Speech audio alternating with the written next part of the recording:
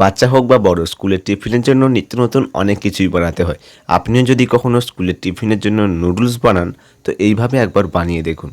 স্কুলের টিফিনের জন্য প্রতিদিন নতুন নতুন কিছু টিফিন বানাতে হয়। তো আজকে নিয়ে এসেছি নুডলসের রেসিপি, যেটা বাচ্চা থেকে বড় সবারই পছন্দ হবে। প্রথমে ইপ্পি নুডলসগুলো ভালো করে সেদ্ধ করে নেব। এখানে আমি ইপ্পি নুডলস ব্যবহার করেছি, চাইলে আপনারা ম্যাগি বা অন্য কোনো নুডলস ব্যবহার করতে পারেন। নুডলস সেদ্ধ হয়ে গেলে এইভাবে ছেঁকে নেব আর ঠান্ডা জল দিয়ে ধুয়ে নেব।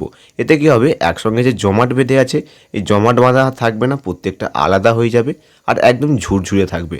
এরপর কোঁড়ার মধ্যে অল্প তেল দিয়ে জিরে ফোড়ন দেব আর পেঁয়াজ দিয়ে কিছুক্ষণ ভেজে নেব। তারপরে কাঁচা লঙ্কা, টমেটো আর ফুলকপি দিয়ে বেশ কিছুক্ষণ আবারও ভেজে নেব। স্বাদ মতো নুন, ধনে পাউডার আর নুডলস মশলা দিয়ে মশলা আর সবজি ভালো করে ভেজে নেব। মশলা ভাজা হয়ে গেলে আধ বাটির মতো জল দিয়ে একটা গ্রেভি তৈরি করব আর গ্রেভি শুকানো অবধি রান্না করব। দেখতে দেখতে গ্রেভি কিন্তু একদম শুকিয়ে গেছে। চারিদিকে এভাবে একবার নেড়ে নেব, অ্যাড করে দেবো সেদ্ধ নুডলস। এখন ভাজতে ভাজতে মিক্স করতে হবে। নুডলস এখন ভালো করে মিক্স করে নিয়েছি, অ্যাড করে দেবো হাফ টিস্পুন সয়া সস। আবারও ভালো করে মিক্স করে নেব, তাহলেই কিন্তু তৈরি হয়ে যাবে নুডলস ড্রাই ফ্রাই। এবার এই নুডলস আপনি ব্রেকফাস্ট হিসেবে খেতে পারেন অথবা স্কুলের জন্য টিফিনও প্যাক করতে পারেন। এইভাবে একবার বাড়িতে বানিয়ে দেখুন, আর নেক্সট রেসিপি কী দেখতে চান কমেন্ট করে জানাবেন।